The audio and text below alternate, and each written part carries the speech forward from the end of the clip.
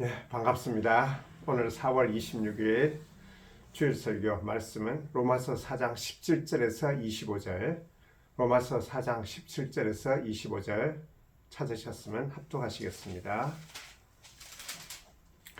기록된 바 내가 너를 많은 민족의 조상으로 세웠다 하심과 같으니 그가 믿은 바 하나님은 죽은 자를 살리시며 없는 것을 있는 것으로 부리시는 이시니라. 아브라함이 바랄 수 없는 중에 바라고 믿었으니 이는 내 후손이 이같으리라 하신 말씀대로 많은 민족의 조상이 되게 하리라 하심이라.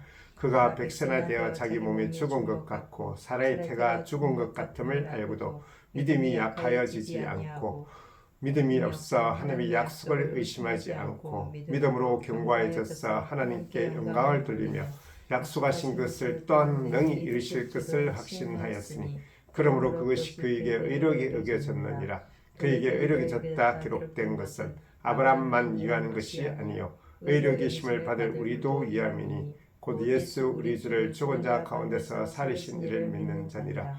예수는 우리가 범죄한 것 때문에 내줌이 되고 또한 우리를 의롭다 하시게 하여 살아나셨느니라. 지난번 설교에서 하나님이 죄악으로 가득 찬 세상이란 그 판을 바꾸기로 작정하셨고 그 새로운 시작, 곧 출발점이 우리 믿음의 조상 아브라함이었음을 말씀드렸습니다. 그 구체적인 성취와 그리고 구체적인 실체는 당연히 예수 그리스도의 십자가이겠죠. 믿음의 조상, 믿음의 대표자로 아브라함에게 약속하시고 시작하신 하나님이 이 약속을 지켜내기로 작정하여 이 약속에 따라 하나님의 새로운 인류가 아브라함을 시작으로 하는 믿음의 후손들입니다. 하나님이 인간을 그들이 조건과 자격에 의하여 운명을 결정하지 아니하시고 자기의 신실하심과 복주심으로써 새로운 인류를 만들기로 한 것입니다. 오늘은 아브라함의 삶을 살펴보고 오늘 본문에서 성경 독자들이 가질 수 있는 의문을 제기하고 또한 해석해 보고자 합니다. 먼저 성경을 통해서 나타난 아브라함의 생애를 한번 살펴보시겠습니다. 믿음의 조상 아브라함의 이야기는 창세기 11장에서 시작하여 창세기 25장까지 15장에 걸쳐서 나타나고 있습니다. 175세로 생을 마감하고 있죠. 총 15장의 분량을 고려하면 아브라함이 성경에서 차지한 위치가 정말 크다는 사실을 알게 되고, 그리고 또 아브라함의 원래 이름이 아브람이라는 어떤 존귀한 아버지, 그리고 또 아브라함은 열국의 아비라는 그런 뜻을 갖고 있는 것을 통하여 아브라함에게 부어진 어떤 하나님의 은혜를 더 잘 알게 됩니다. 왜냐하면 당시에 아브라함에게는 아무 자식이 없었는데 존귀한 아버지 또는 열국의 아버지라는 이름 자체가 아이러니하죠. 결국 이 불가능한 아브라함의 능력에 맡기는 것이 아니라 하나님께서 이미 예언하셨다는 것을 알 수 있는 거죠. 아브라함이 75세 때에 여호와께서 나타나셔서 약속을 주시는 부분이 창세기 12장 1절에서 3절까지입니다. 너무나 중요한 부분이죠. 찾으셔서 같이 합독하시겠습니다. 12장 1절에서 3절까지입니다. 여호와께서 아브라함에게 이르시되 너는 너희 고향과 친척과 아버지의 집을 떠나 내가 네게 보여줄 땅으로 가라. 내가 너로 큰 민족을 이루고 네게 복을 주어 네 이름을 창대하게 하리니 너는 복이 될지라. 너를 축복한 자에게는 내가 복을 내리고 너를 저주하는 자에게는 내가 저주하리니 땅의 모든 족속이 너로 말미암아 복을 얻을 것이라 하시니라. 아브라함이 큰 민족의 복의 통로가 될 것을 약속하십니다. 너에게 복을 주어 라는 말씀을 통하여 하나님이 주체가 되심을 알 수 있죠. 또한 아브라함은 이후에 세겜에서 가나안 땅을 너희 자손에게 주시겠다는 약속을 받았고 그 후에 베델을 거쳐 남방 지역으로 이동합니다. 북쪽에서 남쪽으로 이동하고 있습니다. 기근이 들자 애굽에까지 내려갔는데 애굽에서 아브라함은 아리따운 아내 사레로 인하여 죽음이 두려워 아내를 여동생이라고 속였죠. 당시 사례 나이가 65세였는데 아리따운이라는 표현을 보면 의외이긴 하지만 분명 한 미모했던 것은 틀림없는 것 같습니다. 사례를 이방 민족에게서 구한 것은 하나님의 능력이었고 하나님을 두려워한 바로에게서 후대받아 아브라함은 가축과 은과 금이 풍부한 재래가가 되었죠. 소유 문제로 아브라함은 롯과 헤어졌는데 이후 벌어진 국제 전쟁에서 소돔에서 거주하던 조카 롯과 친척들이 포로가 되었고 그 와중에 아브라함은 318명의 정예 군사를 동원하여 전쟁에 참전하여 조카 롯과 재물과 부녀와 친척들을 모두 회복하였죠. 국가 간의 전쟁에서 한 개인인 아브라함이 4개국 연합군을 패퇴시켰으면 사실 개인으로서는 불가능합니다.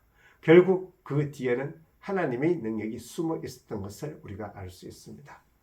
아브라함은 15장에서 중요한 약속을 받게 되는데 자식이 없는 아브라함이 다메섹 사람 엘리에셀을 예비 상속자로 세우려고 했지만 하나님은 아브라함을 밖으로 인도하여 밤 하늘의 별들을 헤아려 보라고 하시면서 아브라함의 자손이 이와 같을 것을 약속하십니다. 수많은 자손을 약속하시고 또한 아브라함의 후손들에게는 애굽 강에서부터 유포라데스강까지 이르는 가나안 땅을 축복으로 주시겠다고 약속하십니다. 자녀와 땅을 약속으로 주시겠다고 약속하신 거죠. 이 약속을 받았을 때에 아브라함의 아내 사레의 생애는 이미 중단되어 출산은 사실 불가능하였습니다. 인간적인 관점에서는 당연히 안 믿어지겠지만 사도 바울은 오늘 본문 19절에서 사라의 태가 죽은 것 같음을 알고도 믿음이 약하여지지 않고 라고 진술하고 있습니다.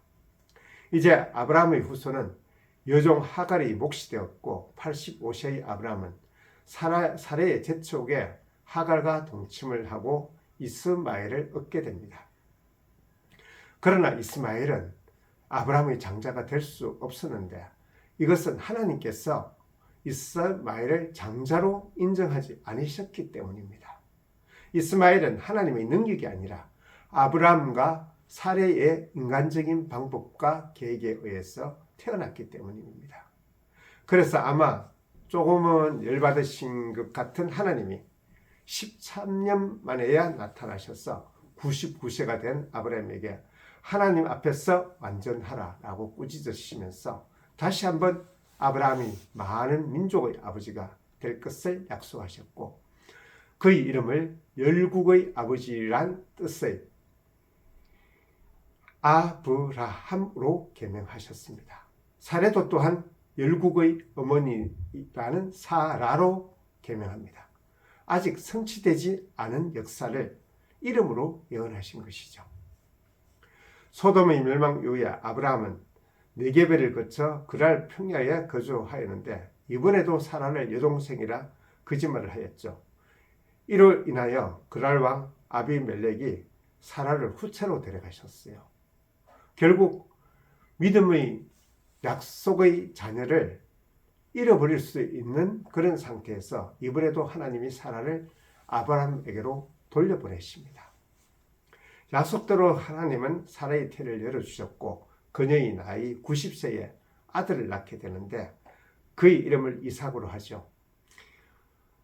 이삭이라는 뜻을 통하여 헛소리를 의미하는 웃음을 하나님이 능력으로 기쁨의 웃음으로 바꾸셨음을 복합적으로 나타내는 장치입니다.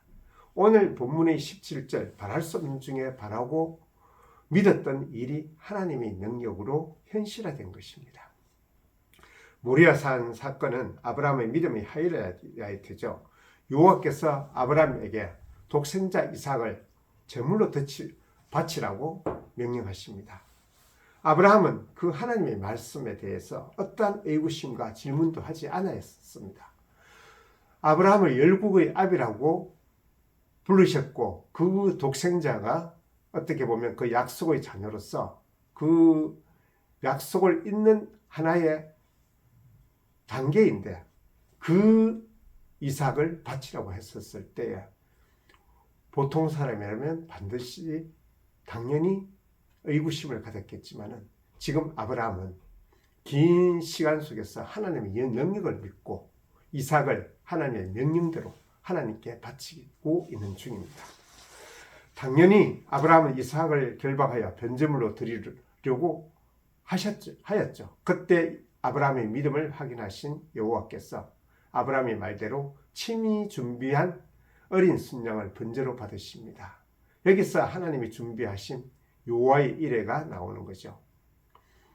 아브라함의 믿음을 인정하신 하나님은 아브라함의 후손을 하늘의 별과 바닷가의 모래같이 번성케 하고 천하 만민이 복을 받을 것이라고 스스로 맹세하십니다.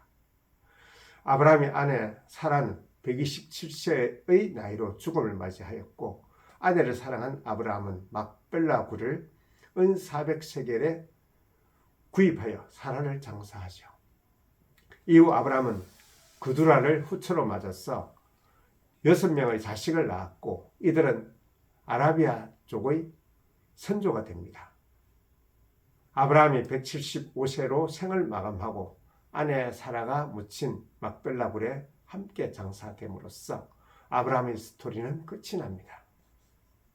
아브라함에 대해서 믿음의 조상이라는 좋은 인식을 가진 분들이 많겠지만 2번씩이나 아내를 누이라고 속이면서까지 자신의 목숨을 구걸하는 비겁함이나 사랑하는 아내 사라가 죽은 후에 137세의 나이로 후처 그두라를 둔 점을 볼 때에 아브라함이 어떤 영웅적인 믿음의 조상이라기보다는 극히 인간적이고 연약한 존재였다는 사실을 깨닫곤 합니다. 세상에서 오히려 자기 배우자를 사랑하여 죽을 때까지 홀로 지낸 사람들의 수뇌부도 많고 세상의 비판적인 그런 어떤 공격을 용감하게 이겨낸 사람들도 많습니다. 아브라함의 모습은 어딘가 찌질하고 부족한 모습이지만은 그러기에 찌질한 저 같은 사람에게는 더욱 위로가 되는 부분이 있습니다. 아브라함에게 이삭은 자기 가치의 연장이며 그리고 가장 귀한 존재였죠. 이렇게 귀한 아들을 번제로 기꺼이 바칠 수 있었다는 그런 아브라함의 용기는 하나님의 능력을 신뢰하는 믿음에서 나온 것이죠. 하나님께서 모든 것을 이루셨음, 즉 하나님의 능력을 이미 경험했으니 이후에도 하나님께서 약속대로 모든 것을 이루실 것을 믿은 것입니다. 저는 아브라함의 스토리를 통해서 2가지의 문제를 해결하고 그 답을 찾아보려고 합니다. 첫째로 오늘 본문 19절과 20절 말씀인데 다시 한번 합독하시겠습니다. 그가 백산화되어 자기 몸이 죽은 것 같고 사라의 태가 죽은 것 같음을 알고도 믿음이 약하여지지 않고 믿음이 없어 하나님의 약속을 의심하지 않고 믿음으로 견고해져서 하나님께 영광을 돌리며. 지금 보면 아브라함에게도 문제가 있고 사라에게도 문제가 있다고 기록되어 있습니다. 그런데 창세기 기사는 분명 다른 스토리를 말합니다. 하나님께서 자식을 약속하셨을 때에 아브라함과 사라는 웃었다고 기록되었죠. 안 믿은 겁니다. 하나님이 그에게 자식뿐만 아니라 많은 후손을 약속하셨을 때에 그의 인간적인 계산으로 그의 법적 상속자인 다메섹의 엘리에셀을 가리키는 것이라고 생각하기도 했고, 그리고 또 한편으로 하갈을 취하여 이스마엘을 낳는 인간적인 대안을 모색하기도 했죠. 왜냐하면 하나님의 약속이 성취되어야 하니까요. 그런데 사도 바울은 왜 믿음이 약하여지지 않았다고 썼을까요? 구약을 통달하여 구약을 많이 인용한 사도 바울이 이 2사람 아브라함과 사레가 웃었다는 사실을 몰랐을까요? 많은 분이 이 부분에 대해서 의문을 가진 것을 보았습니다. 그것은 이러한 관점에서 해석되어야 될 것 같습니다.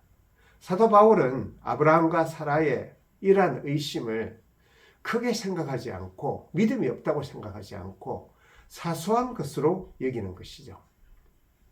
아브라함의 믿음은 인간적인 희망이 끝난 곳에서 하나님이 주시는 새로운 차원의 희망을 지칭하는 것이며 그 지속적인 희망의 내용은 불가능한 현실을 넘어서 하나님의 약속이 끝내는 이루어지리라는 것입니다.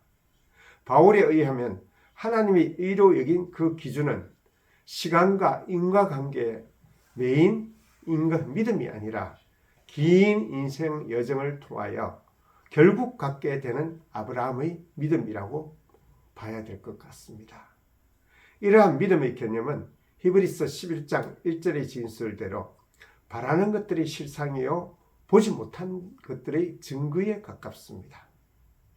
하나님의 전능하심과 그에 따른 신실한 배려와 인도하심과 자비를 비록 보이지 않는 것처럼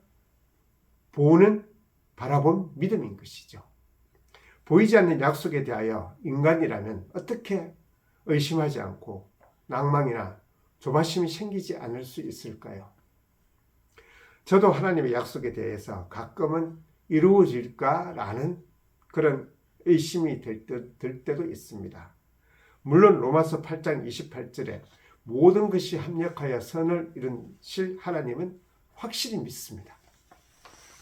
고린도후서 13장 5절에서도 너희는 믿음 안에 있는가? 너희 자신을 시험하고 너희 자신을 확증하라 라고 말씀합니다. 사도행전 17장에서는 베레아 사람들도 말씀을 받고 이것이 그러한가 하여 날마다 성경을 상고한다라고 기록되어 있습니다. 우리는 자칫 견고함과 완고함을 혼동합니다. 견고함은 의심이나 시험 후에 받아들이고 확증되는 흔들리지 않음이고, 완고함은 자신의 테두리를 벗어나지 않으려는 고집이죠. 완고함은 맹신이나 체면이나 주입과 같이 잘못된 지식조차도 받아들이게 되고 이성을 마비시키고 타인에 대한 벽을 쌓고 타인을 배척하며 자기만의 세계에 갇히게 만듭니다. 견고함은 믿음과 연관되어 있고 완고함은 사상과 신념에서 나타나죠. 따라서 약속을 의심하지 않고라는 의미는 아브라함이 순간적인 의심조차 없었다는 그런 뜻은 아닙니다. 오히려 의심이 찾아왔을 때 그것을 붙들거나 맹신하거나 행위로 드러내지 않고 최종적으로 하나님의 신실하심을 선택했다는 의미로 해석되어야 할 것입니다. 두 번째로 본문 4장 19절에서 그가 100살에 되어 자기 몸이 죽은 것 같고 사라의 태가 죽은 것 같음을 알고더라는 부분인데, 아브라함은 여종 하갈을 통하여 87세에 이스마엘을 얻었고 137세가 넘어서 후처 구드라를 통하여 6명을 자식을 얻었다고 우리가 살펴보았죠. 그렇다면 이 진술은 맞지 않죠.